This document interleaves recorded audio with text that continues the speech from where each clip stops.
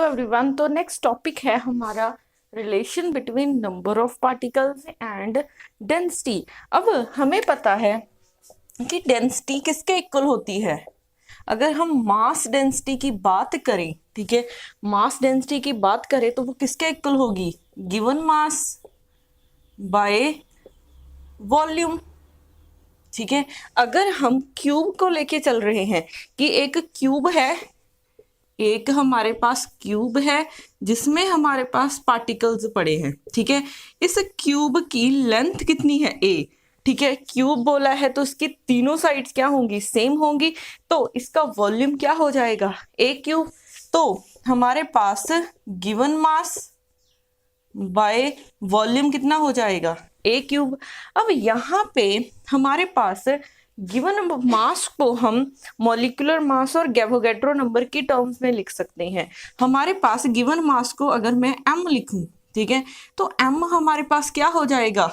Molecular mass by Avogadro number. ठीक है, ये क्या है? Molecular mass by Avogadro number. Avogadro number. ठीक है, और एवोगेड्रो नंबर की वैल्यू कितनी होती है? Na इक्वल होता है 6.022 इंटू 10⁻23।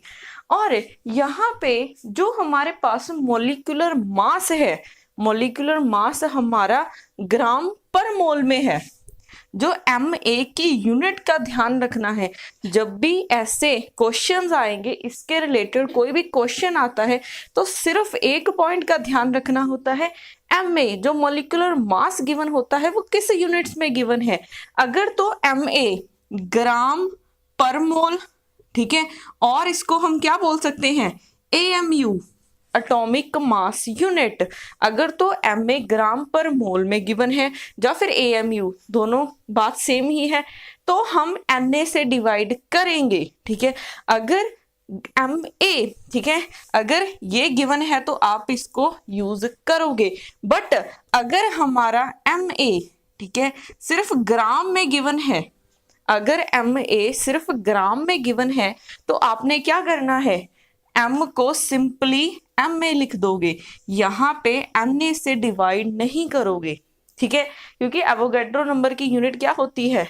ठीक है, पर मोल में होती है, तो पर मोल कैंसिल होगा। बट अगर आपको MA ही ग्राम में गिवन है तो इसको पर मोल से डिवाइड करने की जरूरत ही नहीं है। तो इसका ध्यान रखना है, अगर तो MA ग्राम पर मोल या फिर AMU में है तो Na से डिवाइड करोगे, अदरवाइज अगर ग्राम में गिवन है तो Na से डिवाइड नहीं करोगे। ठीक है, ये बहुत ही इंपॉर्टेंट है। ठीक है, अदरवाइज क्वेश्चन गलत हो जाएंगे, फिर आंसर आप गलत टिक करके आओगे, फिर नेगेटिव मार्किंग होगी। अब यहाँ पे अगर हमारा मास ग्राम पर मोल में गिवन है तो मैं इसकी वैल्यू पुट कर सकती हूँ। रो किसके इक्वल होगा? MA bye Na into a cube, यही हो जाएगा। अब ये बात कर रहे हैं हम मास डेंसिटी सिर्फ ए की। अगर हमारे इसमें, ठीक है, टोटल नंबर ऑफ एटम्स कितने हैं? टोटल नंबर ऑफ एटम्स को हम N इफेक्टिव मान लेते हैं। N इफेक्टिव, ठीक है, इस क्यूब में हमारे पास नंबर ऑफ एटम्स कितने हैं उसको मैंने डिनोट किया है N इफेक्टिव से। तो रो किसके इक्वल हो जाएगा? N effective into MA divided by Na into a cube. ठीक है, यहां से आप किसी की भी वैल्यू फाइंड कर सकते हो। जैसे सिंपल क्यूबिक के लिए N इफेक्टिव की वैल्यू कितनी होती है? 1। टोटल नंबर ऑफ एटम कितने होते हैं एक यूनिट सेल में? 1 होता है। BCC में कितने हो जाएंगे? इसकी वैल्यू 2 हो जाएगी। ठीक है, अगर आप FCC की बात करोगे तो इसकी वैल्यू कितनी हो जाएगी? 4 हो जाएगी। ठीक है, तो N इफेक्टिव की वैल्यू हम बिल्कुल फर्स्ट वीडियोस में क्रिस्टल स्ट्रक्चर में कर चुके हैं कि सिंपल क्यूबिक में कैसे फाइंड करना है, बॉडी सेंटर में कैसे फाइंड करना है, और FCC में कैसे फाइंड करना है। अब यहाँ से आप ए क्यूब की मीन्स की ए की वैल्यू निकाल सकते हो। आपको अगर कुछ भी आता है, ठीक है, आप इनको इस फॉर्मूले को यूज करके वैल्यू निकाल सकते हो। अब यहाँ पे ये कब है फॉर्मूला? ये फॉर्मूला कब है? अगर ये ग्राम पर मोल में गिवन है, ठीक है। अगर ये हमारे पास फॉर्मूला ग्राम पर मोल में ना गिवन होता, इसको यहाँ पे लिखती हूं, ये रो की वैल्यू यहाँ पे M A N effective into M A into a cube, ये कब है, जब ये सिर्फ ग्राम में गिवन है। तो इन दोनों फॉर्मूलेस को लर्न करना है, ठीक है। इन दोनों फॉर्मूलेस का ध्यान रखना है कि कहाँ पे क्या यूज करना है। अब उसके बाद हम करते हैं इंटरप्लेनर स्पेसिंग। इंटरप्लेनर स्पेसिंग,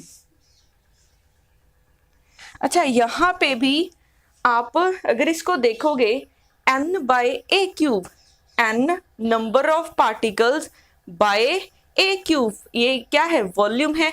तो n को, इसको हम क्या लिख सकते हैं, number density, n effective by a cube, ये क्या है, वॉल्यूम ही तो है हमारा, ठीक है। Number of particles, number of atoms divided by volume, ये क्या बन जाएगा, नंबर डेंसिटी, नंबर डेंसिटी। तो यहाँ पे ये किसके इक्वल हो जाएगा, n, ठीक है। ये नंबर डेंसिटी है, M A by N A.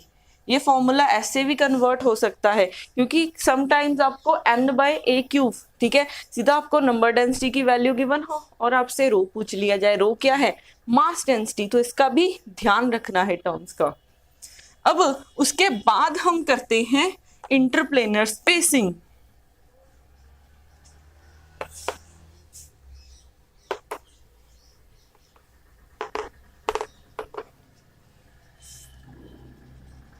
Interplanar spacing, इसको हम डिनोट करते हैं DHKL से, ठीक है। अब हमारे पास ये इंटरप्लेनर स्पेसिंग क्या है, दो प्लेन्स के बीच में कितना डिस्टेंस है, ठीक है। जैसे अगर मैं यहाँ पे देख रही हूँ, ये एक प्लेन है, ठीक है, और एक मेरे सामने वाला प्लेन है, ठीक है, या फिर एक मेरे लेफ्ट हैंड साइड वाला, एक लेफ्ट हैंड साइड वाला और एक राइट हैंड साइड वाला, ऐसे ही एक ऊपर वाला, एक ऊपर हमारी छत वाला और नीचे फ्लोर वाला। तो हमारे पास यहाँ पे 6 प्लेन्स हैं, तो दो आमने सामने प्लेन, ठीक है, ये मेरे लेफ्ट और राइट साइड वाले, इन दोनों में डिस्टेंस क्या होगा, ऐसे ही ये वाले और ऊपर नीचे वाले दो प्लेन्स के बीच में कितना डिस्टेंस होता है, उसको हम डिनोट करते हैं D से।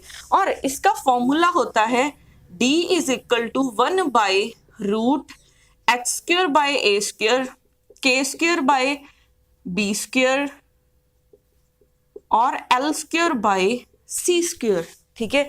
D किसके इक्वल होता है, 1 by root h square by a square plus k square by b square plus l square by c square. अब यहाँ पे ये टर्म्स क्या है, HKL। HKL हमारे पास मिलर इंडिसेस है, HKL क्या है, मिलर इंडिसेस है, ठीक है। और ABC क्या है, लैटिस पैरामीटर्स हैं, ये क्या है, लैटिस पैरामीटर्स, ठीक है। जैसे हम किसी अगर क्लासिकल में बात करें तो पार्टिकल्स को कैसे डिस्क्राइब करेंगे, कार्टेशियन कोऑर्डिनेट से, एक्स वाई जेड से। ऐसे ही सॉलिड में किसी लैटिस पॉइंट को कैसे डिस्क्राइब करेंगे, by using these parameters ABC, ठीक है। अब HKL क्या है, HKL हमारे पास मिलर इंडिसेस हैं। और मिलर इंडिसेस क्या होते हैं, अब हमने लिखा है कि ये स्पेसिंग है बिटवीन 2 प्लेन्स, तो 2 पैरेलल प्लेन्स को या फिर किसी प्लेन को डिस्क्राइब करने के लिए हमें 3 नंबर्स की जरूरत पड़ी। एक प्लेन को डिस्क्राइब करने के लिए हमें 3 नंबर्स की जरूरत पड़ी, उसको हम बोलते हैं, इन 3 नंबर्स को हम क्या बोलते हैं, मिलर इंडिसेस, ठीक है। ये हम आगे करेंगे कि ये कैसे किस प्लेन को कैसे डिस्क्राइब करना है, ठीक है। फिलहाल ये याद रखना कि HKL क्या है, हमारे पास मिलर इंडिसेस है। अब और एक बात, जो ये फॉर्मूला है, ये वाला फॉर्मूला सिर्फ फर्स्ट 3 के लिए वैलिड है। फर्स्ट 3 कौन से, मैंने आपको बोला था ब्रेविस लैटिस में कि एक लाइन याद रखना, कौन सी, सी टॉम देयर, ये याद किया था हमने। C means cubic, T means tetrahedral, O means orthorhombic, ठीक है, और M मीन्स मोनोक्लिनिक। अब मैंने बोला है फर्स्ट 3 क्योंकि फर्स्ट 3 के लिए हमारे पास अल्फा बीटा गामा, और अल्फा बीटा गामा की वैल्यू कितनी थी 90। तो ये वाला फॉर्मूला सिर्फ किसके लिए वैलिड है, जब तीनों एंगल्स 90 हो। साइड्स जैसे इसकी तीनों साइड्स इक्वल होंगी, इसकी 2 साइड्स इक्वल होंगी, इसकी तीनों साइड्स इक्वल नहीं होगी। साइड की बात नहीं कर रही हूं मैं, बात कर रही हूं 3 एंगल की, ठीक है। तो जिसके 3 एंगल इक्वल है उसके लिए ये वाला फॉर्मूला वैलिड है। इसका भी ध्यान रखना है। आपको गिवन हो मोनोक्लिनिक का स्ट्रक्चर, वहां पे इंटरप्लेनर स्पेसिंग पूछ ली जाए, ठीक है, वहां पे ये वाला फॉर्मूला मत यूज कर देना। ये क्यूबिक, टेट्राहेड्रल और ऑर्थोरोम्बिक के लिए ही यूज होता है, ठीक है। उसके बाद हमारे पास एक और फॉर्मूला होता है हेक्सागोनल के लिए, ठीक है। फॉर हेक्सागोनल के लिए हमारे पास इंटरप्लेनर स्पेसिंग का फॉर्मूला होता है 1/d² HKL is equal to 4/3 h²k² plus HK/a², ठीक है, प्लस L²/c², ठीक है। ये वाला फॉर्मूला होता है हमारे पास हेक्सागोनल क्लोज पैकिंग के लिए, हेक्सागोनल क्लोज्ड पैक्ड स्ट्रक्चर के लिए, ठीक है। तो ये 2 फॉर्मूलेज याद रखना। अब उसके बाद हमारे पास एक और फॉर्मूला आता है कि अगर तो कोई प्लेन अलाउड है या फिर कोई नॉन अलाउड हो। अब बात होगी कि कोई प्लेन अलाउड है या फिर non allowed. For allowed plane, अब आप अलाउड या फिर नॉन अलाउड प्लेन कैसे चेक करोगे, वो चेक करोगे स्ट्रक्चर फैक्टर से, ठीक है। ये वाला लेक्चर भी हम कर चुके हैं, स्ट्रक्चर फैक्टर पे भी वीडियो बनाई हुई है। तो ये लेक्चर देखने से पहले आप स्ट्रक्चर फैक्टर वाला एक बार रिवाइज कर लेना, ठीक है। तो स्ट्रक्चर फैक्टर में हमने किया था, जैसे आप बोलोगे कि सिंपल क्यूबिक में कोई भी प्लेन देखोगे वो सारे ही अलाउड होते हैं। बट बीसीसी में क्या होता है, बीसीसी में H+K+L अगर तो ये इवन है तो अलाउड है, अगर H+K+L ऑड होता है तो वो अलाउड नहीं है। ये अलाउड होता है, ये अलाउड नहीं है फॉर बीसीसी, ठीक है। तो ये आपने अलाउड या फिर नॉन अलाउड चेक करना है स्ट्रक्चर फैक्टर से। अगर तो कोई प्लेन अलाउड है, ठीक है, अगर तो कोई प्लेन अलाउड है उसके लिए तो आप ये फॉर्मूला चेक करोगे। तो अब आपका अपने क्वेश्चन को कैसे देखना है, आपको जैसे कोई ये गिवन हो 1 1 1, ठीक है, साथ में आपको गिवन हो गया कि ये एफसीसी के लिए है, ठीक है। अब एफसीसी के लिए पहले देखो, अगर तो ये प्लेन अलाउड है तो ये वाला फॉर्मूला यूज करोगे, ठीक है। अगर नहीं अलाउड है, ठीक है, अगर नॉन अलाउड हुआ तो आप कौन सा फॉर्मूला यूज करोगे, तो आप फॉर्मूला यूज करोगे D इज इक्वल टू 1/, इसको 2 से डिवाइड कर देना है, h²/a² k²/b² प्लस L²/c², ठीक है।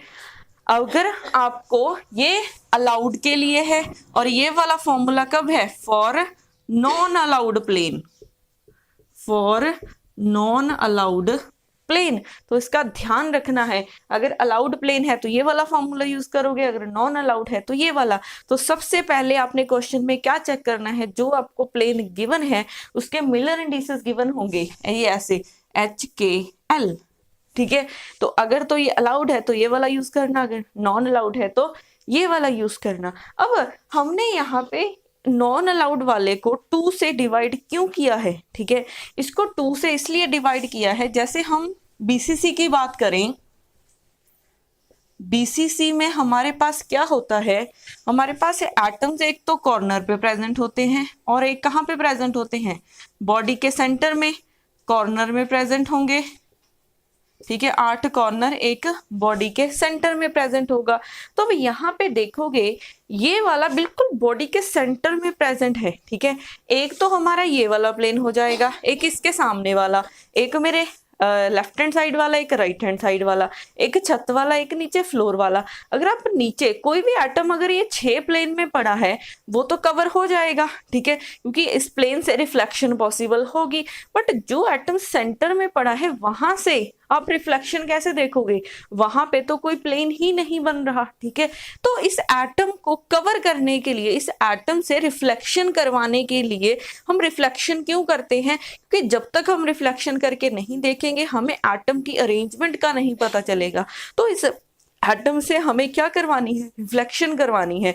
तो रिफ्लेक्शन के लिए हम क्या करेंगे, यहाँ पे एक एक्स्ट्रा प्लेन बना लेंगे, यहाँ पे एक एक्स्ट्रा प्लेन बना लेंगे ताकि ये वाला एटम कवर हो जाए बिल्कुल सेंटर में। जैसे ये एक प्लेन है, सेंटर में ही ऐसे एक प्लेन बना देंगे, ठीक है।